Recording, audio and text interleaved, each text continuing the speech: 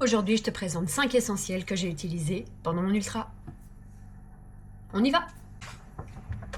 Numéro 1, parlons de la couverture de survie. Alors ça peut paraître logique de prendre une couverture de survie, mais généralement on la met dans son sac, on la met au fond et on l'utilise pas.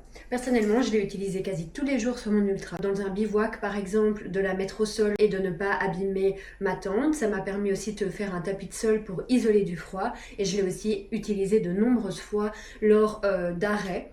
J'avais hyper froid et ça me permettait de me couvrir. Alors j'ai utilisé une seule couverture de survie pendant mon ultra. La première fois c'est qu'on la déballe, hein. Comme on voit ici, pour le moment elle est super plate, mais une fois déballée ça va devenir une grosse boule. C'est très léger, je la mettais au fond de mon sac et je l'ai utilisée pendant toute la semaine et je l'ai jetée le dernier jour. En numéro 2, parlons des probiotiques. Ça c'est quelque chose que j'ai utilisé avant et pendant. Il faut savoir qu'en ultra on mange n'importe quoi, on mange n'importe quand, on mange énormément de gras, de sucre. On n'a plus de rythme régulier quand on mange et surtout on mange vraiment des choses qui sont pas hyper saines. Le corps il trinque et donc il faut l'aider. Et donc 30 jours de probiotiques avant et puis j'ai pris un probiotique par jour pendant mon ultra. Numéro 3.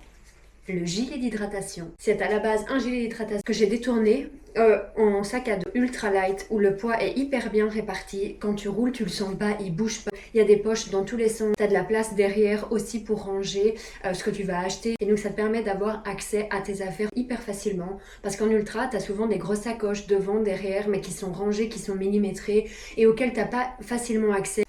En 4, parlons de la Shake Dry.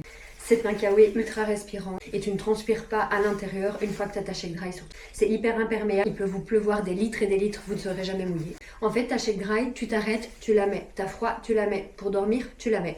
C'est clairement un indispensable, je l'ai utilisé tous les jours. Alors moi, mon astuce, c'est que j'ai acheté une Shake Dry en taille M. Si j'ai une veste, si j'ai mon sac à dos, je l'enfile au-dessus. Et donc ça veut dire qu'en fait, toutes mes affaires restent au sec. Et mon dernier indispensable, ça a été clairement ma petite caméra que j'ai emportée partout, avec laquelle j'ai pu filmer toutes mes aventures et grâce à laquelle j'ai pu vous faire toutes ces vidéos. Donc ma caméra, c'est une Insta360 Go 3S. Donc c'est une toute petite caméra. Je l'enfile dans ce petit boîtier qui est en fait sur mon sac d'hydratation. Cette caméra, ça m'a clairement permis de capturer tous ces moments, tous ces instants. Ça a été une grosse frustration l'année passée quand j'ai fait mon premier ultra dans le Vercors. C'est que finalement, j'ai aucune image. Je pensais pas à sortir mon téléphone, c'est plus compliqué. Ici, il suffit d'appuyer sur un bouton et j'ai directement ma caméra qui filme. Et donc, ça me permet vraiment de capturer tous ces moments, tous ces instants. Et toi, dis-moi, quels sont tes indispensables quand tu fais un ultra? Et si tu as des questions, n'hésite pas, laisse-les en commentaire.